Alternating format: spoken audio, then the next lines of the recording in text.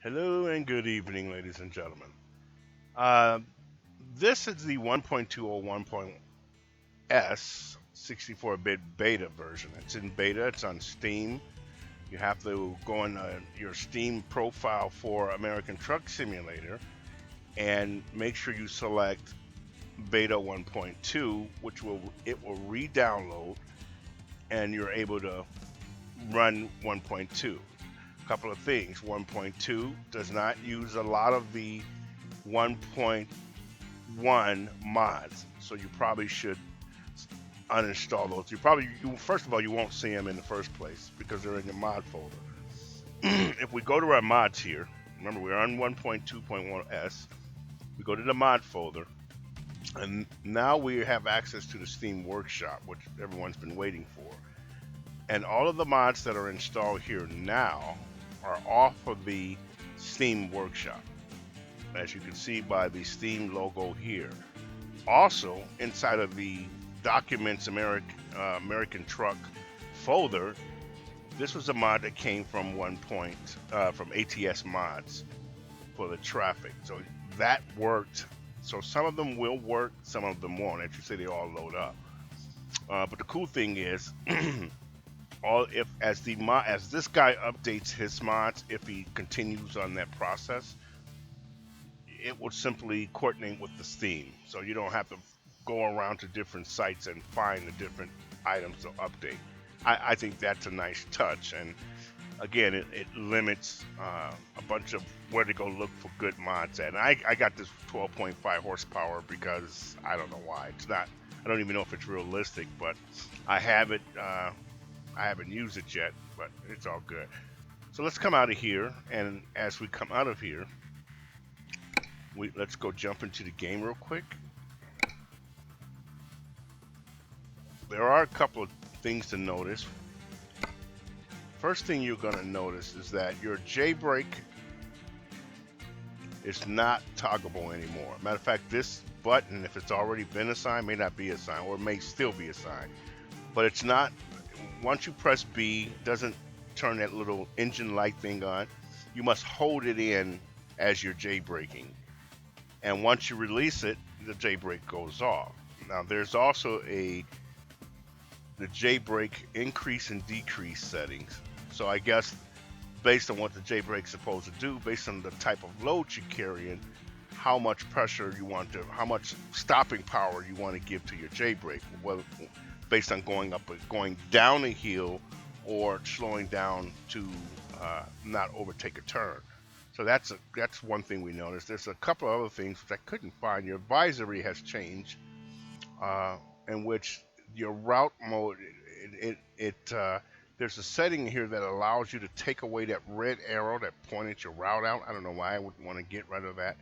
There was a setting here that did that, and at this point I can't find it. I did find it earlier. Let's jump into the game real quick.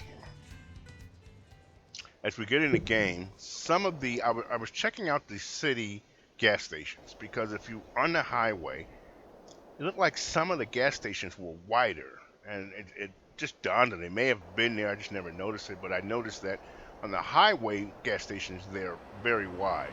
I went to the cities to make sure to take a look at the city ones, and they don't look that they changed that much.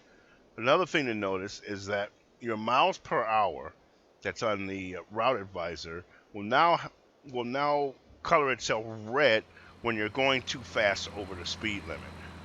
And that if you're playing with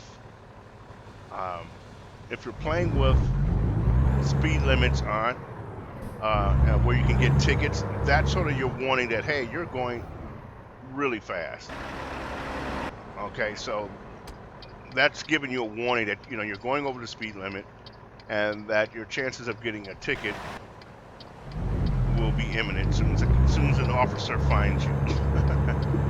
So let's see if we can get a little bit higher over the speed limit. Now, why is it 55 miles an hour up this hill? I don't know.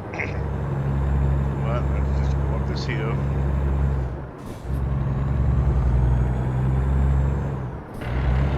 Out, grind it.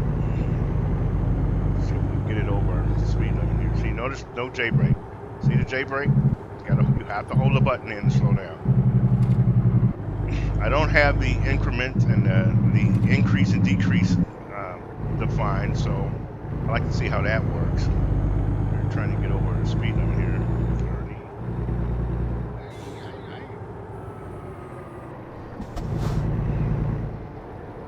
All right, we're definitely going too fast for the city.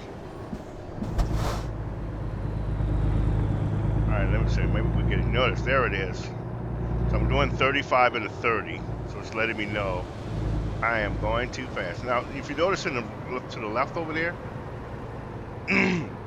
the traffic's starting to do crazy stuff too. I saw this on a demo someone had of bus simulator where the traffic was actually waiting for you to get there so it could do its crazy thing. And I think it's they might have added that here, that it just stopped and was just waiting. I've seen it in while traveling on a road like this, that the traffic up ahead was just waiting on me to catch up to it, and I couldn't figure that out. Why did it just do its thing? And so, you know, there's some craziness going. We're gonna park over here to try to observe traffic and see how crazy that is.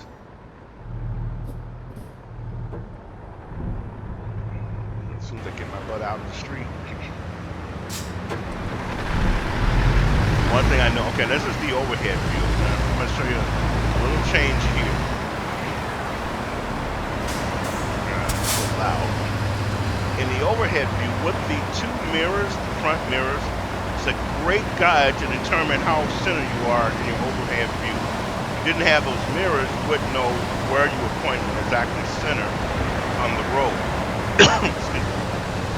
Now let's go back to this view. And look at that traffic. Lord Jesus. I think I just hit this guy.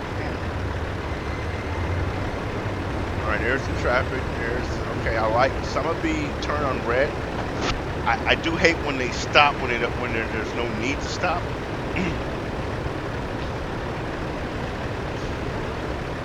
Look at this traffic. Lord Jesus. What time is it? On a Sunday. Must be church folks.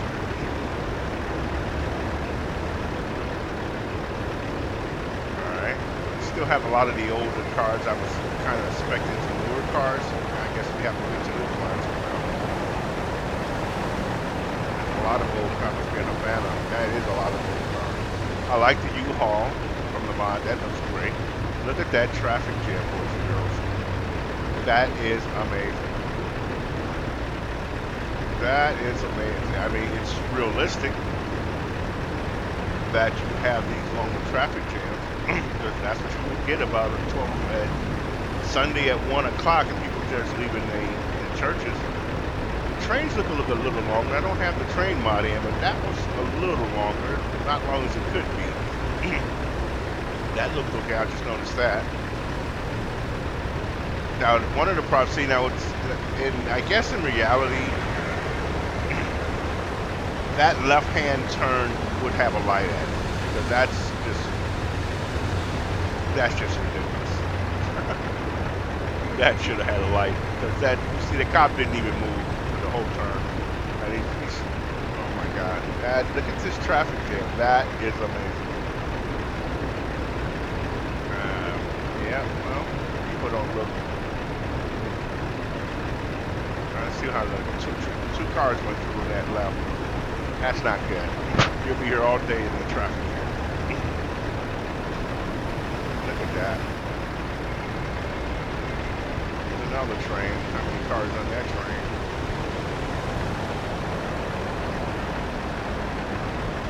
Yeah, this is pretty short. That's not American enough. I like the traffic. It's just the lights are a little bit too short. Or the left-hand turn needs a left-hand turn arrow. I'm sure they didn't implement that. Look at this traffic jam. I would like to sit here and see what happens at 5 o'clock at night. Okay, so that's in there. Another thing I noticed, let's get on with it, is that some of the billboards, some of the scenery has been improved on. It looks nicer, especially out in the Nevada area where you see a lot of billboards. There's one area, I think it's on 95, with a diner that I went across an online play. the diner lit up.